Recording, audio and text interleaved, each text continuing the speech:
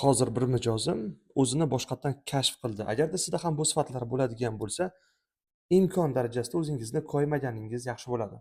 Aytadi: Firdavs aka, nima uchun men boshqalarga o'xshab ko'p davrlarni yaxshi ko'rmayman, yolg'iz yuraman? Nima uchun men, misol uchun, odamlar bilan muloqotga kirishib ketishim juda ham qiyin bo'ladi? Do'stlarim ham nihoyatda kam. Bu psixologiyada introvert shaxslar deyiladi. Introvert odamlar qanaqa? Ular mustaqillikni yaxshi ko'radi.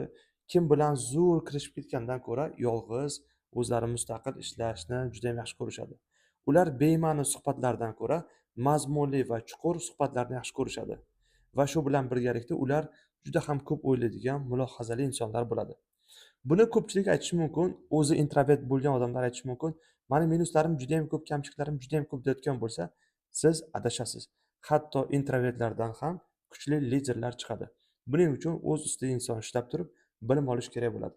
Yuqorida kim o'zini shunaqa sifatlarni ko'rdi, izohlarda yozib qoldiring.